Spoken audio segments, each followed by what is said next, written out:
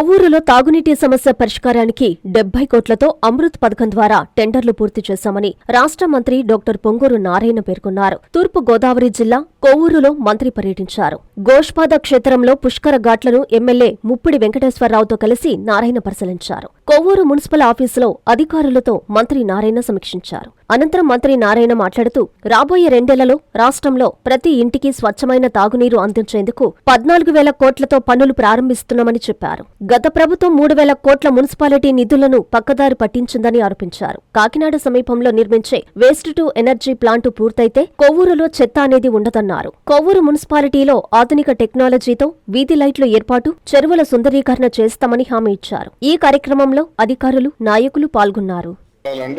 ఈరోజు కొవ్వూరు మున్సిపాలిటీలో అటు శాసనసభ్యులతోనూ మరియు చైర్పర్సన్, తర్వాత ప్రజాప్రతినిధులు, అదేవిధంగా కౌన్సిలర్సు, పబ్లిక్తోనూ యాక్చువల్గా ఈరోజు ఇంటరాక్షన్ కావడం జరిగింది. వాళ్ళు కొన్ని సమస్యలు యాక్చువల్గా అటు ఎమ్మెల్యే గారు యాక్చువల్గా నా ముందు ఉంచడం జరిగింది. అందులో మెయిన్గా ఏంటంటే సిఎఫ్ఎంఎస్ అనేది మేజర్ సమస్యది. రాష్ట్రంలో గత ప్రభుత్వం చేసిన ఆర్థిక వ్యవస్థ అస్తవ్యస్తంలో ఇదొకటి. సిఎఫ్ఎంఎస్ అని 14-19లోనే సిఎఫ్ఎంఎస్ ఉంది, కానీ అప్పుడు గ్రీన్ ఛానల్ ఉండేది. ఏ మున్సిపాలిటీకి వచ్చినప్పుడు వాళ్ళు ఖర్చు పెట్టుకునేవాళ్ళు. కానీ లాస్ట్ గవర్నమెంట్ ఏం చేసిందంటే ఆ డబ్బులన్నీ తీసుకుని ఒక అకౌంట్లో పెట్టి వాళ్ళ కంట్రోల్ పెట్టుకున్నారు. కంట్రోల్ అంటే దాని డబ్బులు డైవర్ట్ చేశారు.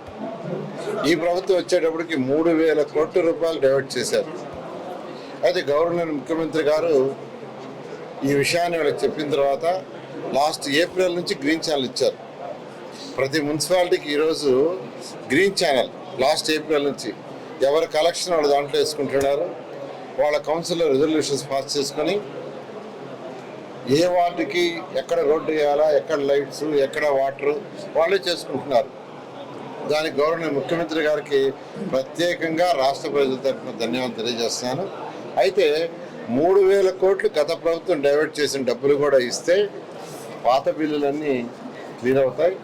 దానికి ముఖ్యమంత్రి గారు అడిగితే ఎవ్రీ మంత్ కొద్దిగా ఇస్తూ ఒక 1 వీక్ బ్యాక్కి 1,300 ఇచ్చారు. 3,000లో మరొక 17,000 ఉంది. మొన్న నైట్ 700 కోట్లు రిలీజ్ చేశారు. నిన్న మొన్న చాలా మందికి యాక్చువల్గా డబ్బులు పడ్డాయి. మరొక 1,000 కోట్లు ఇవ్వాల్సి వస్తుంది.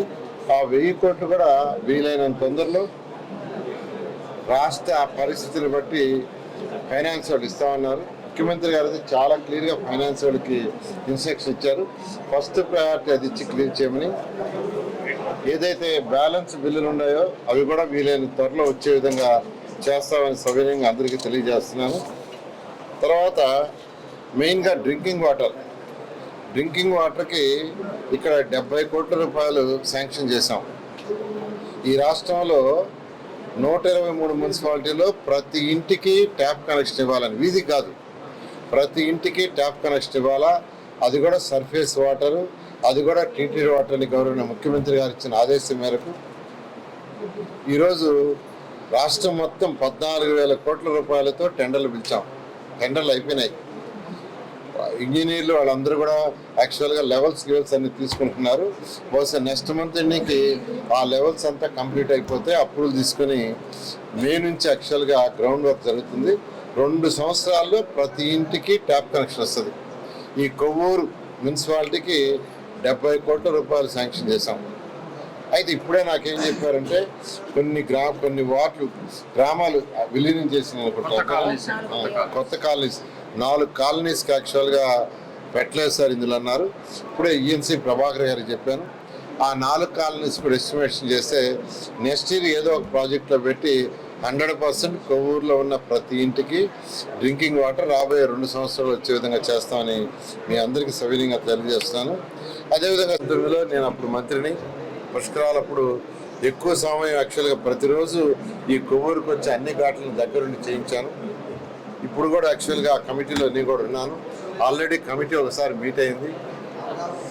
మరొక 20 రోజుల్లో మళ్ళీ ఇక్కడ కొవ్వూరులోనే మన రాజమండ్రిలో మీట్ అవ్వాలని నిర్ణయించాం.